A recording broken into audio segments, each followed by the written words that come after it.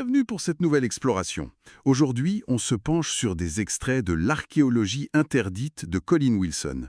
Un livre qui bouscule un peu les idées reçues sur l'histoire ancienne, surtout l'Égypte. Oui, tout à fait. C'est un ouvrage qui rassemble des recherches, des théories parfois controversées, il faut le dire. L'idée générale, c'est que des civilisations avancées auraient pu exister bien avant ce qu'on imagine. Et le sphinx de Gizeh est un peu au centre de tout ça, si j'ai bien compris. Exactement. C'est un des points névralgiques du débat que soulève Wilson et les chercheurs qu'il cite. Alors justement, parlons-en. René Schwaller de Lubix, il a passé beaucoup de temps sur place et il a fait une observation assez troublante sur l'érosion du sphinx. Qu'est-ce qu'il a vu exactement? Schwaller, il a fait une distinction importante. Il y a l'érosion classique, par le vent, le sable. Horizontale, Ça, c'est normal dans le désert. d'accord? Mais il a surtout noté des marques très profondes d'érosion verticale, des rigoles en fait. Et ça, pour lui, c'était typique d'un ruissellement d'eau, de pluie, beaucoup de pluie et sur longtemps. Ah oui, de la pluie, Sur le plateau de Gizeh, ça colle pas vraiment avec l'image qu'on en a. justement. C'est là que ça devient crucial. Pour avoir ce type d'érosion, il faut un climat beaucoup plus humide que celui qu'on connaît là-bas depuis, disons, 4500 ans. Ce qui voudrait dire que... Ce qui voudrait dire que le sphinx aurait été sculpté bien avant l'époque de Képhren, vers 2500 avant Jésus, la date officielle.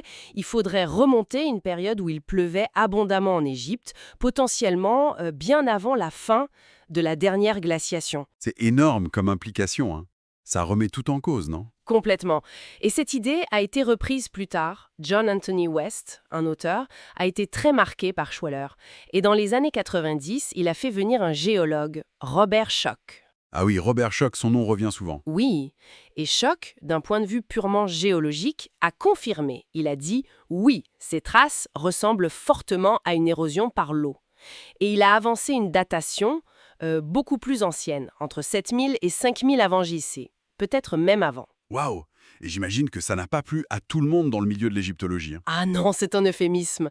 Ça a déclenché et ça déclenche toujours des débats très vifs. L'égyptologie classique maintient la datation de Képhren, parle de restaurations anciennes qui pourraient expliquer certaines choses, conteste l'interprétation géologique. C'est un point de friction majeur. On comprend pourquoi.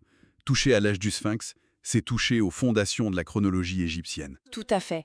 C'est remettre en cause le moment où l'on pense que la civilisation égyptienne a vraiment émergé sous cette forme monumentale. Fascinant. Et Wilson, dans son livre, il ne s'arrête pas là. Il évoque d'autres indices, comme ces fameuses cartes anciennes. Oui, il s'appuie notamment sur les travaux de Charles Abgood. Abgood s'est intéressé à des cartes comme celle de Piri Reis, une carte ottomane de 1513. Qu'est-ce qu'elle a de si spécial, cette carte? Ce qui est troublant, c'est qu'elle semble montrer une partie de la côte de l'Antarctique, mais sans la glace, telle qu'elle serait sous la calotte glaciaire. Attendez, en 1513, il ne connaissait même pas l'Antarctique? Non, bien sûr, et encore moins son littoral sous la glace. Du coup, l'hypothèse d'Abgood, c'était que Piri Reis n'avait pas dessiné cette partie lui-même, mais qu'il avait compilé des cartes sources, des cartes beaucoup plus anciennes, Venant d'une civilisation antérieure. qui auraient exploré le monde avant que l'Antarctique soit gelé. C'est ça. L'hypothèse d'une civilisation maritime, globale, très avancée pour son époque, capable de cartographier les continents avec une certaine précision. Et ça nous ramènerait à plus de 6000 ans en arrière, au bas mot. C'est vertigineux comme idée, même si c'est spéculatif, j'imagine. Oui, c'est très spéculatif et très débattu aussi, évidemment. Mais pour Wilson, c'est un argument de plus pour suggérer que notre vision linéaire de l'histoire, avec un progrès constant, est peut-être fausse.